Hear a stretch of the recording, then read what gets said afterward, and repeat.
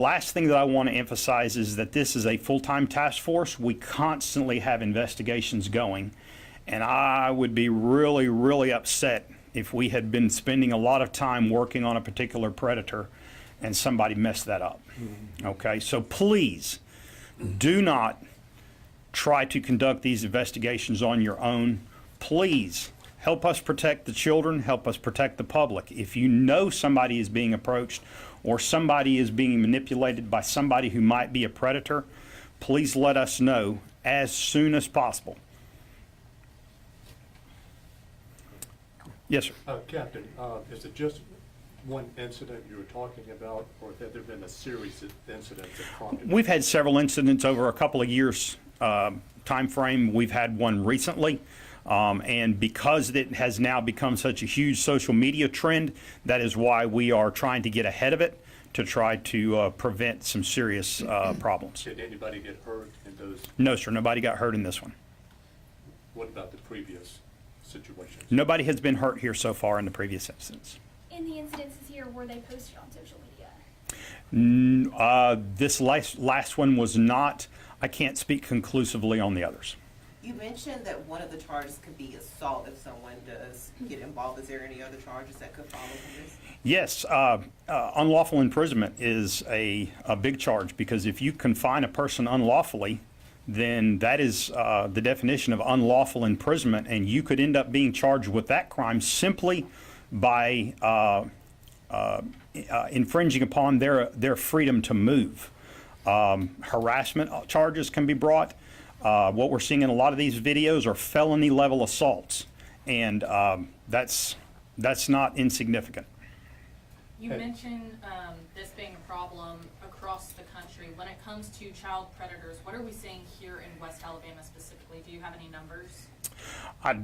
I'm sorry, I don't have the numbers on the top of my head. We conduct investigations into these all the time. We do several operations a year here in the greater Tuscaloosa area. We work with other agencies outside of our county here in West Alabama, and any other agency that asks for our assistance. We routinely work cases that are generated outside of our operations as well. So it's something that happens regularly. We're just like every other place in America. We're not any worse off than anybody else is. Have any of your legitimate cases been screwed up because somebody wanted to take it upon themselves to get involved? That could end up leading to charges for somebody who interfered with that investigation.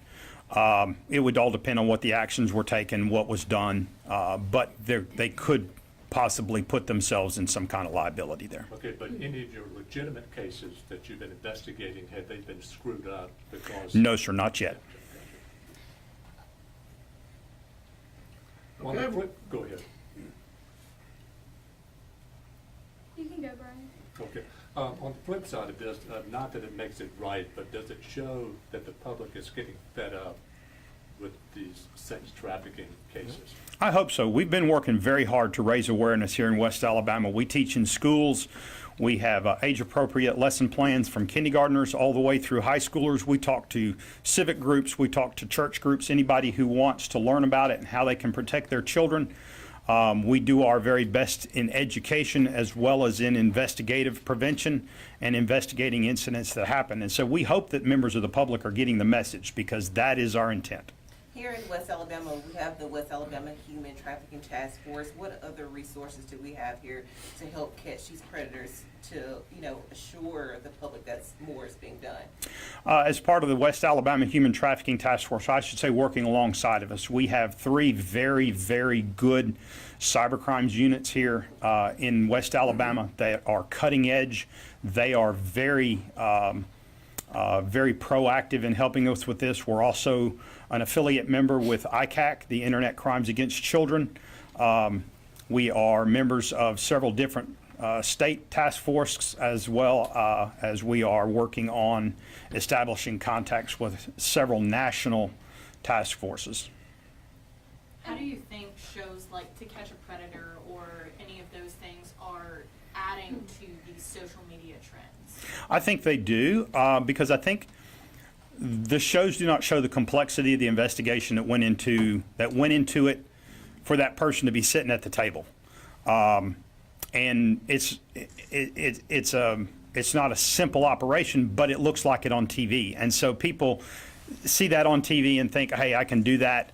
They also see it on TikTok and Instagram and the other social media places, and they go, I'm smart enough to do that. I can talk to this person. And many people have already been approached by a predator, and in some cases have interacted with them just out of, I'm going to mess with this person, and then cut it off. And so when somebody else contacts them, they're like, hey, I can do this. And so I do think TV shows, because of the nature of them and the amount of time that they have to tell the story, can't show the complexity of the investigation. If I'm a viewer at home and I have a young daughter or a young son, you mentioned that social media is one of the main sources that these predators are reaching out to children. What other ways should I look out for it? That is the primary source of recruitment right now. Before social media, and I'm dating myself here, none of these folks can laugh at me. You met them at the mall. We've all heard about the white van. We've all heard about tying the string on the mirror. A lot of social media hoaxes that are out there. The way they do it is that device in your hand right there multiplies the number of people they can be in contact with at any given time, and it multiplies the number of places that they can have influence at the same time. When we deal with these predators, we oftentimes, very often, very high instance times, we find out it's not just the one victim. Once we start investigating the case, we find out there's multiple victims in other states, and we work with those law enforcement agencies in those states to help those victims and try to do it. So right now, the primary way they're doing it is through social media apps, and there are thousands out there.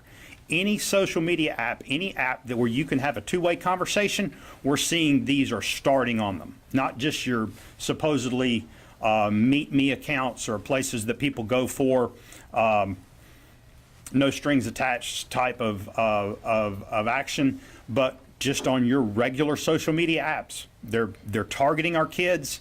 Our kids, unfortunately, put a lot of pictures of themselves out there. They're able to look at those pictures and go, that's the age I want to talk to, and they'll pretend to be the age of the person that they are talking to. Here's the thing about kids. They're not very mature, and so they don't often recognize that the person that they're talking to is not their age, that person might not be who they think they're talking to. What advice do you have to parents to prevent this? Because, you mentioned that, if something like this happens, to call local law enforcement, but at that point, maybe it's too late. So how do you advise parents to prevent the problem before it happens? Proactive parenting is what we like to say. Proactive parenting. You've got to know what your child is doing on their device. You own that device. If you buy an iPhone and you give it to your child and they're underage, you own that device, and you have the right to go on that device and see what that child is doing. But it has to be a part of a greater proactive parenting style to where you have open communications with your children. It also requires that you have difficult conversations with your children at a younger age. If somebody asks you that they should not be talking to you like this, and you should never take a picture of yourself like this and send it to somebody, that's not okay, because they're getting the opposite message from their friends. There's some laws on the table right now that would, I think it's up to 13 years old. Before 13 years old, kids wouldn't be allowed to have certain social medias. Do you think that could help with this kind of problem? I think it would give parents some tools, but we don't know until we try. It's an effort. And so anything that we're doing to try to make it better, I think is a good thing. Any other questions? Well, we appreciate y'all being here. Thank you. Thank you very much. Thank you.